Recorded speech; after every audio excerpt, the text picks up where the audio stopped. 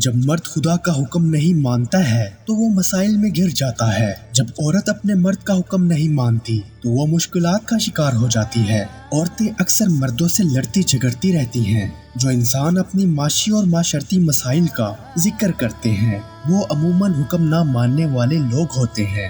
سو لڑکیوں کو بھی یہی طرز عمل رکھنا چاہیے۔ جتنا لڑنا ہے شادی سے پہلے ماں باپ سے لڑ لیں کہ میں نے اس سے شادی نہیں کرنی، کسی اور سے کرنی ہے، لیکن شادی ہو جانے کے بعد لڑائی کرنا ٹھیک نہیں۔ شوہر مجازی خدا ہوتا ہے، اس کی بات رد کرنا ٹھیک نہیں۔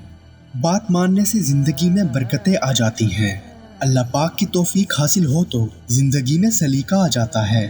سچ تو وہ ہے جو انسان اپنے اندر محسوس کرتا ہے۔ عورت میں اتنی طاقت ہے کہ وہ مرد کی پوری شخصیت تبدیل کر سکتی ہے۔ ایک مرد کے 10 دوست کہیں گے سگریٹ چھوڑ دے، اس کا باپ کہے گا یا اس کی ماں کہے گی تو وہ نہیں چھوڑے گا، لیکن جہاں کوئی لڑکی دل کو لگی تو وہ سگریٹ بجھا کر سیدھا ہونے کے لیے تیار ہو جاتا ہے کہ جو آپ کہیں وہ میں کرنے کے لیے تیار ہوں۔ ہمیشہ بڑی شاہراہ سے چھوٹے راستے جنم لیتے ہیں۔ کوئی نئی راہ بذات خود نہیں بنتی جب تک پرانی راہ کا وجود نہ ہو۔ اگر آپ تاریخ کو بھلا دیں گے تو 4000 سالوں کی روایات اور کہانیاں ختم ہو جائیں گی یا باقی نہیں بچیں گی۔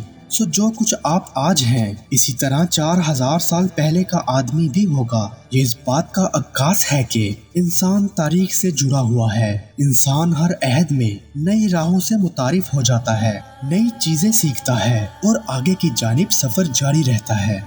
تعلیم کے باوجود تربیت کا فقدان معاشرے اور خاندان دونوں کے توازن کو بگاڑ دیتا ہے۔ میرے خیال میں ہمارا فوکس تعلیم کے ساتھ تربیت پر ہونا چاہیے۔ خاندان اور معاشرہ ہر طرح کے انتشار سے بھی محفوظ رہے گا۔ اللہ تعالی ہم سبھی کو آسانیاں عطا فرمائے اور آسانیاں تقسیم کرنے کا شرف بخشے، آمین۔